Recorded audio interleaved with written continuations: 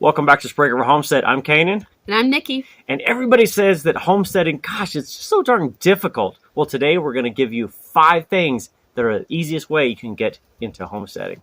All right, so the first thing is growing herbs. I think everybody can do this. This time of year is kind of weird. You don't see them a lot in the big box stores right now because it's out of planting season for like most zones.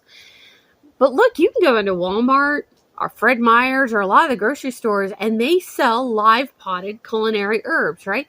This is a great way to get started. Or if you have some seeds, a lot of your herbs are really easily started by seed. Basil in particular, that's what I learned on. But garlic chives, if you can get some, get them into a pot, man, they will go like crazy. Mine double and triple almost every year. I have them everywhere. They sell seed too. Oregano, some of them are a little bit more difficult to get started, like chamomile can be a pain and that kind of stuff. But get yourself a good herb book and a pack of seeds, or pick up some stuff at the grocery store and plant them in some pots in your windowsill, on a deck, wherever, and get growing. So the second easiest way to get into homesteading is just by doing some food preservation. And it doesn't have to be complicated, right? There's a million different ways. And I think everybody always goes food preservation. That means I'm canning. Well, yeah, canning is a big deal. But you can be fermenting foods at home. You can be drying foods at home. So there's lots of different things you can be doing. What I would suggest for everybody, because I'm already excited about this book, if you want to do food preservation, get the new Ball Canning book. It really does have everything. It talks about fermenting and drying and all of the canning type stuff. So some of the things we do here on the homestead, we dry things ourselves. We do some fermentation. We've got some honey garlic here, which is pretty awesome on some chicken and rabbit. You've got some canning itself, which is pressure canning. Yep. And some water bath canning. This is just a salsa verde. So we do a little bit of everything. And like I said, we also are home dairying now. So we're learning how to make cheese and stuff. And that's, believe it or not, basic vinegar or acid cheese, super easy. It is literally just milk and an acid. So lemon juice or vinegar, that kind of stuff. Super, super easy stuff. Now, don't forget, that also includes vacuum sealing, something just to take the air out and oxidation away, and putting stuff in a freezer. I mean, that is seriously simple. You probably have French fries and chicken tenders in your freezer right now, and you're homesteading. You just didn't realize it, that freezing something for later use is really just that easy. Yeah, and there's a lot of really great books on, even the Ball Canning book walks you through freezing. You can make freezer jams. Lots of things you can preserve in the freezer. There is a process when you're doing fruits and vegetables to make sure that quality stays good, but super easy.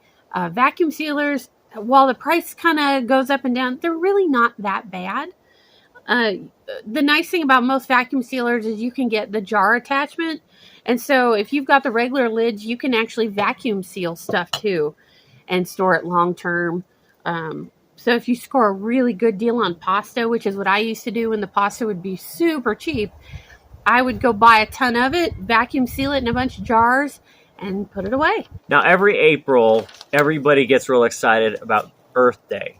And you get a lot of things, people going, yeah, reduce, recycle, and reuse. Well, in homesteading, there are actually 9 R's.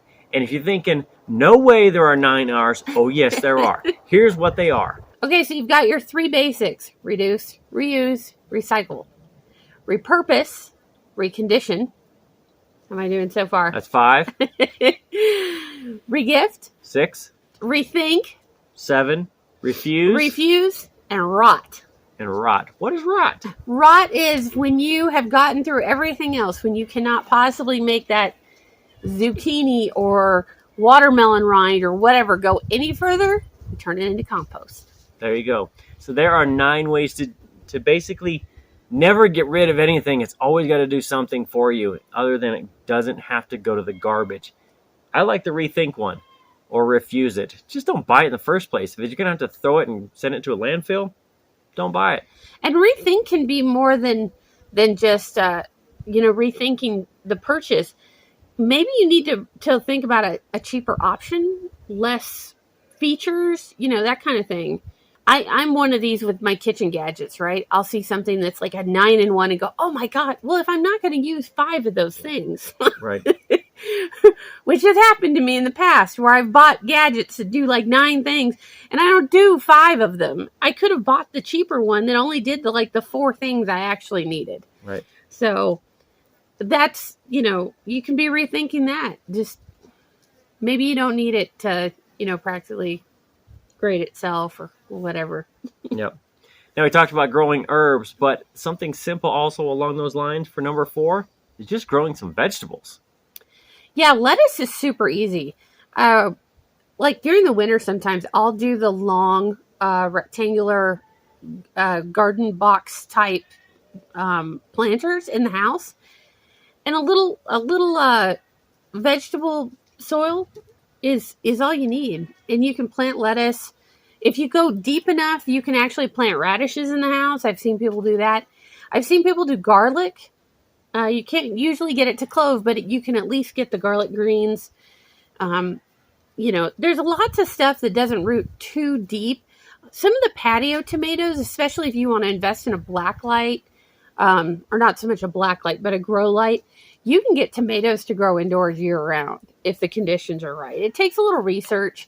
Peppers are another one that I'm seeing more and more people like growing them in basements. And I mean, to be honest about it, if you can grow cannabis in the house year round, I mean, we don't, but lots of people do. If you can grow cannabis indoor year round, there's a lot of vegetables. It's all about conditions, making sure that the lighting is right, the water conditions are correct, and that they have enough depth in the pot. And there are some amazing pot options out anymore. And fertilizer options. There's a lot of stuff that doesn't smell all that bad that you can use in the house. And with all these herbs and vegetables you're growing, number 5, you need to cook from scratch. A lot of people don't like to do that. I know. I'm the guy that I love to just go out to the freezer or somewhere else and take something, pour it into a pot or a pan, and cook it up because it's easy. But homesteading, that's not going to be an option. You need to be able to cook from scratch. And there's a million cookbooks. If you're like me and you don't like to use, a phone or a tablet and do the electronic thing, and I do, but I get aggravated because it turns my screen off and, or something slow to download. Anyway, paper copy books, super cheap, guys. You can get a ton of them, and on just about everything. There's, home cooking and how to cook rabbit, chicken books, beef books, you name it, Mexican, whatever it is that you like to eat. And I think if you'll stop and get a book or look online, if you're comfortable with that, I think you'll find that it's much, much easier than you thought it was. And a lot of times it's cheaper because you're not paying somebody else's time and labor for the food. And you're getting a lot better quality food. Typically. Well, especially if you're growing your own herbs and some of your own vegetables. I mean, you can do some amazing stuff. And I will tell you this, cooking with some fresh herbs, the flavor will be absolutely out of this world. And you'll be like, why didn't I start this sooner? That's it. So there's the 5 easiest things to do with homesteading. If you want to get started with it and your situation is not perfect, pick one of those 5s, just focus on it. You'll be a homesteader in no time. And we mentioned that in another video. Your situation may never be ideal. So start where you are with whatever you can. That's right. These 5 things will get you started and expand on that. If you can master this wherever you are, you can start with other little things like micro livestock and clotheslines and whatever else. So that's the 5 easiest things. Be sure to leave your comments down below if you want to add to those 5, maybe 6, 7, 8, 9, 10. Drop them down below. And that's it for this time from Spray Over Homestead. We'll see you next time. Happy homesteading and stay safe out there.